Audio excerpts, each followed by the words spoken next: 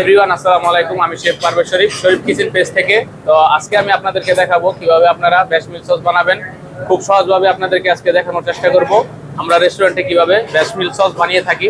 তো বেশমিল সসটা দিয়ে কিন্তু আপনারা অনেক কিছু তৈরি করতে পারবেন, যেমন pasta, cream of mushroom soup, মানে হোয়াইট যত কন্টিনেন্টালের ফুডগুলো আছে এই ফুডগুলো আপনারা কিন্তু এই সসটা দিয়ে তৈরি করতে পারবেন। এটা একটা বলতে পারেন মাদার সস। তো বন্ধুরা, হোয়াইট সসটা বানানোর জন্য প্রথমে আমি নিয়ে নিয়েছি 1 লিটার মিল্ক দুধ নিয়ে নিয়েছি, আর আমি ময়দা ইউজ করব আর সল্ট পেপার ইউজ। এই কয়েকটা জিনিস দিয়ে কিন্তু এই সসটা আজকে আপনাদেরকে বানিয়ে দেখানোর চেষ্টা করব। তো সবাই ভিডিওটি কন্টিনিউ করুন। তো বন্ধুরা, সস বানানো কিন্তু শুরু করে দিলাম। তো প্রথমে আমি 1 লিটার দুধ কেটে একটি কড়াইতে ঢেলে দিচ্ছি দুধটা গরম হওয়ার জন্য। আর এই দুধটা গরম করে নিলে কিন্তু সসটা খুব তাড়াতাড়ি বানানো যায়। তো সহজভাবে কিন্তু আপনাদেরকে দেখানোর চেষ্টা করছি।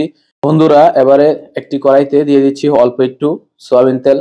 যেহেতু বাটারটা প্রথমে দিলে বাটারটা অনেক সময় পুড়ে যায় হিটটা একটু বেশি থাকলে। তো আপনারা এই জিনিসটা করার, এটা হচ্ছে আমি রু বানাচ্ছি। এই রুটা বানানোর সময় আপনারা অবশ্যই চুলার হিটটা একদম স্লো হিটে নেবেন। বেশি হিট দিলে কিন্তু তেলটা গরম হয়ে যাবে বেশি এবং বাটারটাও পুড়ে যাবে। এটা স্লো হিটে করতে হয়। তো বাটার দিয়ে দিলাম 65 গ্রাম। তো 1 লিটার দুধে আমরা 65 গ্রাম বাটার, 65 গ্রাম পরিমাণ ময়দা দিব। তো দুইটা সমান সমান দিতে হবে, 65 গ্রাম বাটার এবং 65 গ্রাম ময়দা দিতে হবে। তো বন্ধুরা, একটি ছোট প্লেটে আমি 65 গ্রাম পরিমাণ ময়দা নিয়ে নিলাম। তো ময়দাটা নিয়ে নিলাম। তো এবারে বাটারটা কিন্তু আমি স্লো হিটে আস্তে আস্তে নেড়ে নেড়ে গলিয়ে নিচ্ছি। তো মোটামুটি বাটারটা আমার গলে গিয়েছে। তো এবারে কিন্তু আমি বাটারের সাথে ময়দাটা অ্যাড করে দিব। তো ময়দাটা আমি ঢেলে দিচ্ছি। তো বন্ধুরা, ময়দাটা দিয়ে কিন্তু আপনারা, আমি আবারও বলছি, খুব স্লো হিটে এটা মিক্স করার চেষ্টা করবেন। তো চামচ দিয়ে নেড়ে নেড়ে কিন্তু আমি বাটার আর ময়দাটা একসাথে মিক্স করে দিচ্ছি। তো মোটামুটি আমার মিক্স হয়ে গিয়েছে। আর বাটার আর ময়দাটা একসাথে একত্রিত হলে এটাকে বলা হয় রু রেস্টুরেন্টের ভাষায়।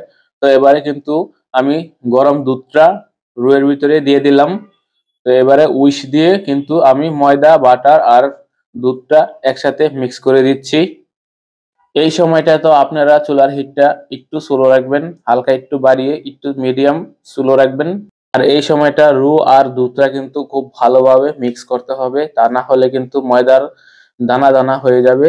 তো সেটা মিক্স হবে, যেটা মিক্স হবে না সেটা কিন্তু দানা দানা হয়ে থাকবে। তো এই সময়টা আপনারা খুব ভালো করে উইশ দিয়ে নেড়ে নেড়ে একদম পারফেক্টলি মিক্স করে দিবেন, তাহলে আপনাদের সসের ফিনিশিংটা অনেক ভালো আসবে।